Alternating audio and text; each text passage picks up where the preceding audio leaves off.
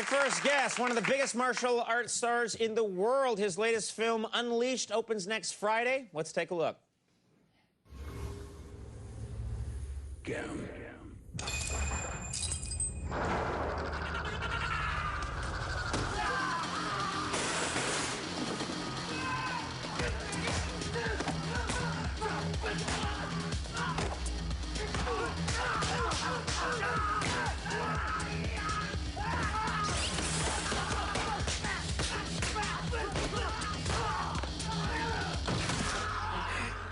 Oh my God! Please welcome Jet Li!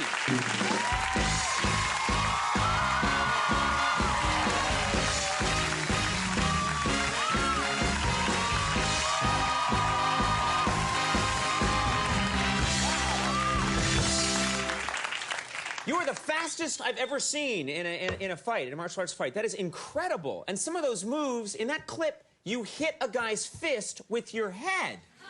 I've never seen that before. Because I played a character, he's called Danny. Right. He's like a dog. He's like in the beginning. Right. He's like a dog. He's like a mad dog who just knows how to fight. Yeah. He only knows how to hurt people. But right. Later on, through Morgan Freeman's character, through the music, right. He starts understanding. Morgan Freeman's character comes in and helps him sort of learn more. But you know, I identify with that character. I too am a ferocious, destructive machine. Look into my eyes. You can see it, can't you? Yeah. Okay. I need some Visine. Yeah. You have, you have a secret of self-defense, and it's interesting. I heard that you had a secret of self-defense, and I was expecting something about a move or something. You said it's an attitude is your secret to self-defense. Just a smile. A smile? Yeah, smile to people, because when you hurt people, they will revenge, and then you fight again, never stop. So right. Just smile, make people happy, then we'll stop war.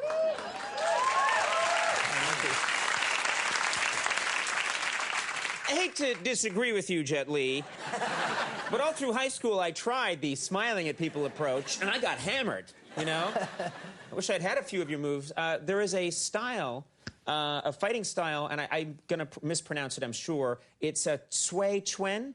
Yeah. It's called the drunken style. Yes, drunk style. Why do they call it drunk style of fighting? Because we created a movement like a physical, like a drunk guy, you know, right. Physically, but mentally it's very clear. But what would be the advantage of acting like a drunk person in a fight? I obviously don't understand. What would be the advantage of doing this? Just the style, you know, when they punch you, you just duck. Oh, I see. You make yourself all kind of rubbery. Yes. So? And then they hit you, and you just sort of like. Yes.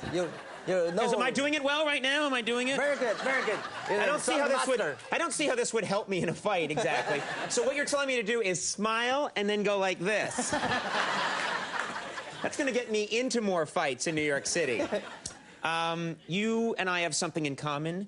You don't like anyone messing with your hair. Is that true? In a fight scene, you really don't like people touching your hair. Is that true? No. No, it's the joke. You know, when I make a movie, the hair list, you know, take care of my hair. Right, he always right. bother me. Then I say, okay. One day I talk to people, say, you can beat me up, you can kill me, but don't touch my hair. Like you, right? Right, yeah. I hate when I'm about to go do the show, a lot of people come out and they're always touching this beautiful thing, and I'm like, leave it alone, back off, let the master do his thing. That's what I say. Great. Don't laugh at that. It's very difficult when you work with people who are not martial artists, other movie stars who haven't been trained. You have to be extra careful with them, don't you? Yes, of course. Like the first time I worked in the States, Lethal Weapon 4, with Mel Gibson. With Mel Gibson, you work with Mel Gibson. So the director first time tell me is, Jet, you can do everything, but it cannot hurt Mel. Don't hurt Mel. Yeah, right, but the first day I work with Mel, I'm very exciting, you know, work with a huge star. And I move very quick. Right. After move, Mel said, wait a minute. How many hits? How many movement? Right. I said 7. He said, why? I only saw 2. Right, I only saw 2. Because I'm... Look at how fast I can do that too. So, look how fast I am. Yeah, you see that? Too. Because you were drunk. Well, I am drunk. You can smell it. Sorry. Before the show. Now you're 42 years old, yes. And you are in incredible shape. You seem like you'd be in the shape of like a 21-year-old. How do you do that? How do you stay in shape like that? I meditate every day, and also I play some badminton. Badminton? Yes. I'm not learning any of the things that I want to hear. Smile, act drunk, and play badminton. Does badminton really help you? Yeah, it really helped because, I can play anywhere I go. Right. With one people is enough. Right. Not like a basketball, you need 5 people, 10 people player, Badminton, you can play anywhere, and it probably takes good hand-to-eye coordination. You can control your body, move. Right, keep on shape, yeah. Right. That's fascinating. I'm going to start taking up badminton. And then people are going to really beat me up. Now, we mentioned this already, but this movie Unleashed, it's an interesting idea that you are basically someone who was trained.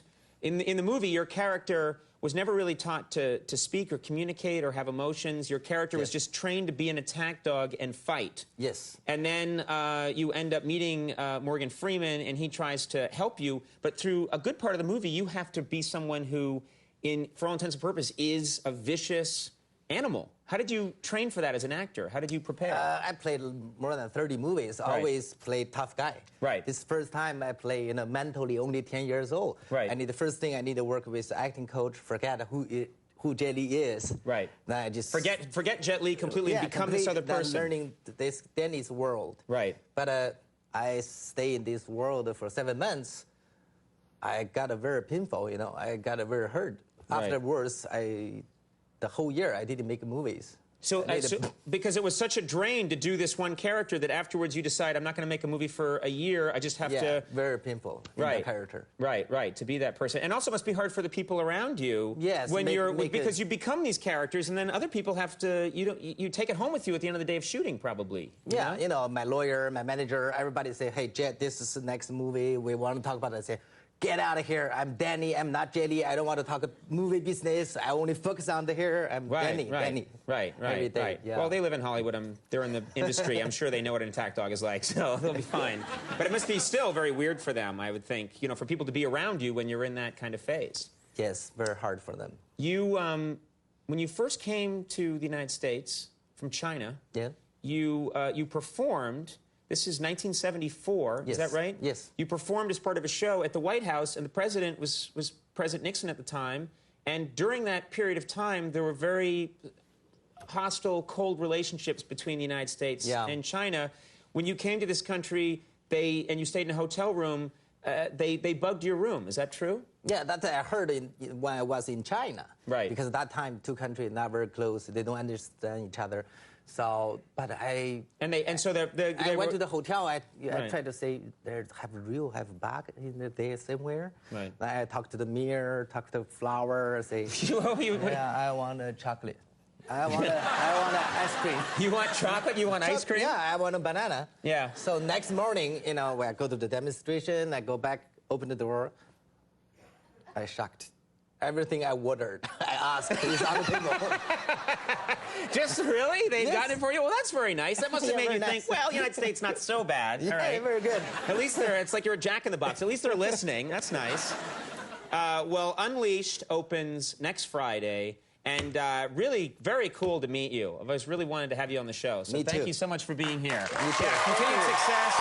Jet Li, let's check in again. We're going to check in with Jose and Dan at the Borgata Hotel in Atlantic City. And I think they've got Sammy Hagar is doing a guest poll for us. There we go. Let's see.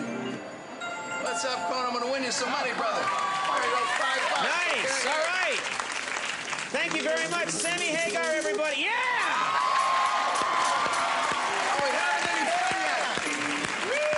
This is getting very, very exciting.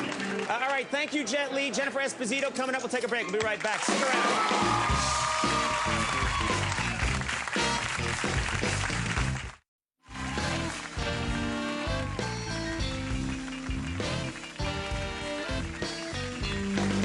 Everybody, that's our show. I do want to thank my guest, Amos Lee. That was fantastic. Thank you so much for doing it. Thanks to Jennifer Esposito for stopping by. Welcome back to New York. Our thanks to Jet Li. Our thanks to Max Weinberg and the Max Weinberg 7. And let's quickly check in with Jose and Dan at the Borgata Hotel in Atlantic City. Jose, tell us, what's the grand total for our audience? Conan, after 200 pulls, we have $119. That's 59.5 cents per person. Wow! Very nice. Well, Because I'm in show business and I've done quite well, I'm going to personally round that up to $1 for everyone in the audience. Let's distribute that money now. Goodbye, everybody. Have a